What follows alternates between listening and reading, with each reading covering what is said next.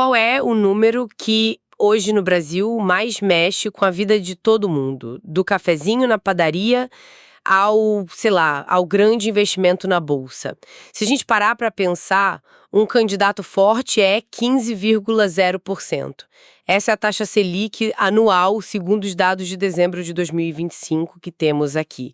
E hoje a gente vai fazer uma análise aprofundada para entender o que raios é essa tal de Selic. Porque ela não é só um número no jornal, né? Ela é tipo o controle remoto da economia brasileira. Exato.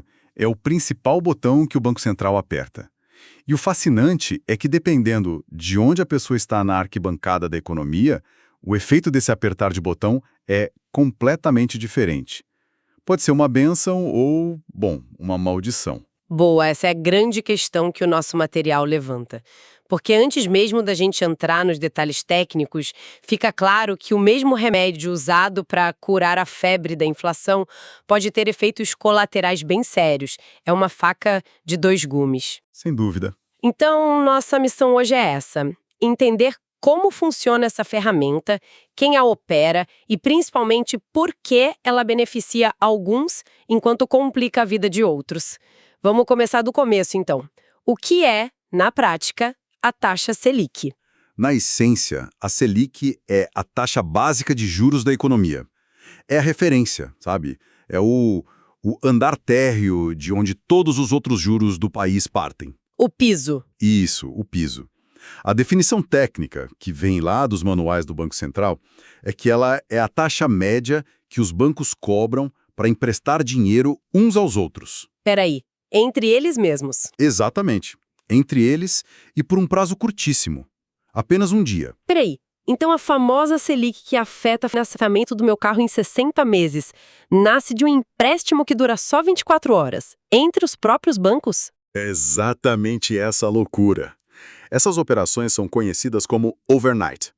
E para garantir que ninguém vai levar calote, elas usam títulos públicos federais como garantia. E o nome, Selic, vem justamente do sistema eletrônico onde tudo isso acontece, o Sistema Especial de Liquidação e de Custódia. Ah, entendi. Então o nome vem da arena onde os bancos fazem esses negócios. Perfeito. Mas o que importa não é o sistema em si, e sim o efeito que essa taxa calculada lá dentro tem aqui fora, na rua. Certo. Mas o número que a gente vê no noticiário, os 15%, não é essa média diária, né? É a meta Selic.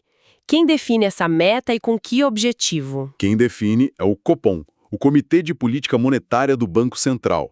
Pense neles como um conselho de sábios da economia, a diretoria do BC, que se reúne a cada 45 dias. A cada 45 dias? Isso. Eles sentam, olham para uma montanha de dados, como está a inflação, se a economia está crescendo ou parada, o que está acontecendo no mundo, e aí decidem qual deve ser a meta para os juros básicos. A decisão deles é basicamente: precisamos pisar no freio ou no acelerador da economia. E, pelo visto, com a taxa em 15%, a decisão tem sido pisar no freio com força. Com muita força. E, uma vez que o Copom define essa meta, o trabalho diário do Banco Central é garantir que a taxa real, aquela do mercado, fique o mais próximo possível desse alvo. É um ajuste fino, constante. E como eles fazem essa mágica? Se um banco decide cobrar mais caro do outro, o BC interfere? Interfere diretamente, através do que se chama de operações de mercado aberto ou open market. É bem interessante. Se o BC percebe que tem dinheiro demais circulando e os juros estão caindo abaixo da meta, ele entra no mercado vendendo títulos públicos. Ah, Com isso, ele suga dinheiro do sistema, tornando o dinheiro mais raro e, portanto, mais caro. Aí os juros sobem. é uma questão de oferta e demanda de dinheiro, então. Perfeito. E se o contrário acontece? Se os juros estão subindo acima da meta, o BC faz o oposto. Ele compra os títulos que estão no mercado, injetando dinheiro novo no sistema. Mais dinheiro disponível, o preço dele, os juros, cai. É assim que eles calibram a taxa todo santo dia para ela obedecer à meta. Ok, o mecanismo de controle ficou claro. Parece um jogo de bastidores bem complexo entre o Banco Central e os grandes bancos. Mas a pergunta que não quer calar é: como é que essa negociação, que dura um dia entre eles, acaba definindo se a parcela da geladeira nova vai caber ou não no orçamento. Onde acontece a mágica que transforma a Selic nesse efeito dominó? Esse é o chamado mecanismo de transmissão. A Selic é o custo primário do dinheiro. Se para o banco ficou mais caro pegar dinheiro emprestado, mesmo que por um dia, ele vai repassar esse custo para todos os outros empréstimos que ele faz. É uma reação em cadeia. O custo do empréstimo para comprar um carro, para financiar uma casa, o juro do cartão de crédito, tudo sobe junto. Então a Selic funciona como uma espécie de preço de atacado do dinheiro. Quando ele sobe no atacado, o varejo inteiro sobe junto. É uma ótima analogia. É isso mesmo. E o Banco Central usa essa ferramenta de propósito para esfriar ou aquecer a economia. O material que a gente analisou organiza isso muito bem em dois cenários bem distintos, e estamos vivendo um deles agora. Vamos explorar isso. Começando pelo atual. Selic nas alturas, em 15%. Qual é o plano do BC com isso e quais são as consequências práticas? O objetivo número 1 é combater a inflação. A lógica do Banco Central é: vamos deixar o dinheiro tão caro que as pessoas e as empresas vão pensar 2, 3, 10 vezes antes de gastar ou investir. É um freio de mão puxado de propósito na economia. E como esse freio de mão funciona na prática? Primeiro no crédito. O rotativo do cartão de crédito, que já é um absurdo, fica ainda pior. O cheque especial vira uma armadilha mortal. A prestação de um financiamento de imóvel ou de veículo sobe tanto que muita gente desiste da compra. Isso tira a pressão dos preços, porque a demanda geral por produtos e serviços diminui. É um remédio amargo. Entendi. É basicamente induzir uma dieta forçada na economia para baixar a febre da inflação. Mas e do outro lado da moeda? Para quem tem dinheiro guardado, o que acontece? Aí o cenário se inverte completamente. Para quem tem dinheiro, uma Selic de 15% é um convite irrecusável. O governo está basicamente dizendo: não gaste, não invista na produção, empreste seu dinheiro para mim através de títulos públicos ou coloque no CDB de banco que eu te garanto um retorno altíssimo com risco quase zero. É por isso que os investimentos de renda fixa, como o Tesouro Selic, viram a estrela do momento. Exatamente. O incentivo é para poupar, não para consumir ou produzir. E no cenário oposto, se o Copom decidisse que a inflação está controlada e a economia precisa de um empurrão e começasse a baixar a Selic, digamos, para 5%, aí o filme muda completamente. O objetivo passa a ser estimular a atividade econômica. O crédito fica barato, de repente aquela prestação do carro cabe no bolso, o empresário olha para o custo de um empréstimo para expandir a fábrica e pensa: agora dá. Isso incentiva o consumo e o investimento. A economia gira mais rápido. E para quem investe, aquele retorno garantido e gordo da renda fixa.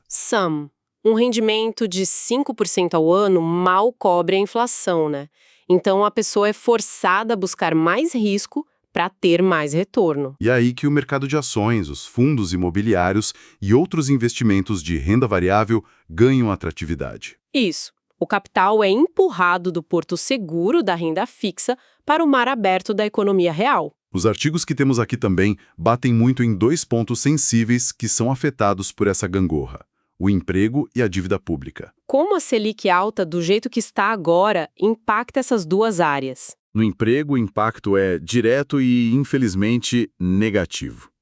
Pense na dona de uma padaria que quer comprar um forno novo para aumentar a produção. Com a Selic a 15%, o empréstimo que ela vai pegar no banco talvez tenha juros de 30% ou 40% ao ano. Nossa! A conta simplesmente não fecha. O investimento é cancelado. Agora, multiplique isso por milhares de pequenas e médias empresas pelo Brasil.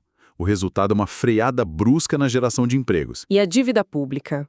A gente sempre ouve falar que a Selic alta é um problema para as contas do governo. Por quê? Porque o governo é o maior tomador de empréstimos do país. Para financiar suas despesas, saúde, educação, segurança, tudo, ele emite títulos da dívida pública. E quem é o principal comprador desses títulos? Os investidores.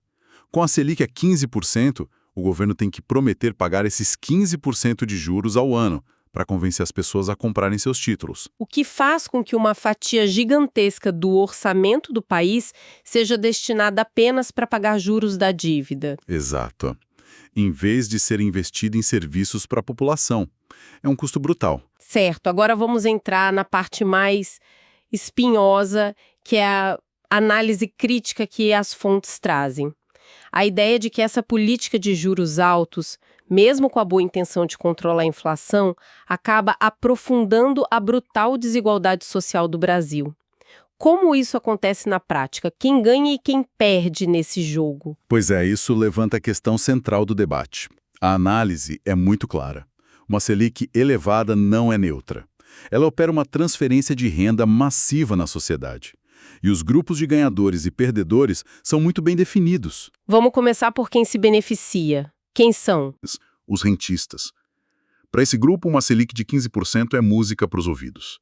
O dinheiro deles, que está aplicado em fundos DI, CDBs ou no Tesouro Selic, se multiplica, com uma velocidade impressionante e com uma segurança que não existe em nenhum outro lugar do mundo. É o cenário perfeito. Alta rentabilidade com um risco baixíssimo. Exatamente. Tudo garantido pelo governo. É, na prática, um mecanismo que torna quem já é rico ainda mais rico, sem a necessidade de gerar um único emprego ou produzir um único parafuso. E do outro lado, quem são as pessoas penalizadas? Basicamente, todo o resto. Mas podemos dividir em dois grupos principais. Primeiro, as famílias endividadas, que são a maioria no Brasil. Para elas, o custo das dívidas do dia a dia, como o cartão de crédito e o cheque especial, explode. Aquela dívida que já era difícil de pagar se torna uma bola de neve impagável, levando ao superendividamento. E o segundo grupo? Os pequenos e médios empreendedores. Aquela dona da padaria do nosso exemplo. Para ela, o crédito não é para especular, é para sobreviver. Capital de giro, pagar o 13º dos funcionários, fazer uma pequena reforma. Com juros nas alturas, o acesso a esse crédito se torna proibitivo.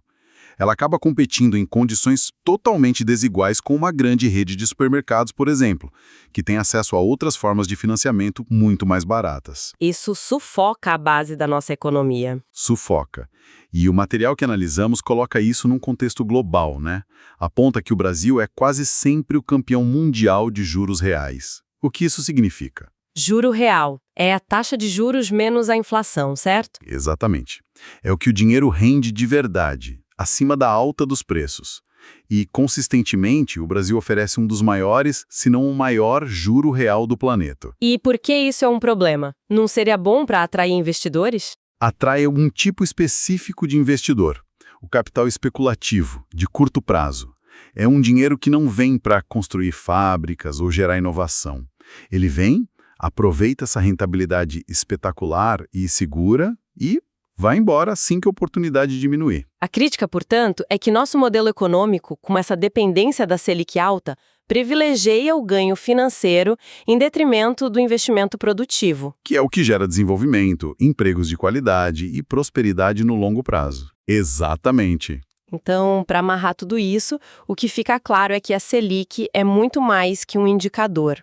Ela é a grande alavanca da economia, uma ferramenta que, ao ser movida, cria ondas que afetam a parcela do crediário, a chance de conseguir um emprego, o custo da dívida do governo e a concentração de renda no topo da pirâmide. Perfeito. É a peça mais importante do tabuleiro da política econômica brasileira, com consequências muito reais na vida de cada um. E a conclusão que a gente pode tirar é que acompanhar as decisões do Copom e entender esse debate não é economês para especialistas, é uma questão de cidadania. Permite tomar decisões financeiras mais inteligentes e, principalmente, entender as forças que moldam a economia e a sociedade em que a gente vive. Perfeitamente. E vale sempre lembrar do conceito central aqui, o trade-off. É uma escolha de Sofia. A mesma ferramenta usada para o objetivo macroeconômico legítimo de controlar a inflação tem como efeito colateral o poder de aprofundar desigualdades. Não existe almoço grátis e na política monetária alguém sempre acaba pagando a conta. O que nos deixa com uma reflexão final para quem nos ouve. Considerando que a mesma taxa de juros beneficia quem tem capital para investir e penaliza quem precisa de crédito para consumir ou produzir, como uma sociedade pode equilibrar o objetivo de controlar a inflação com a necessidade de promover um crescimento econômico que seja mais justo e inclusivo para todos. Essa talvez seja a pergunta de R$ 1 trilhão da economia brasileira.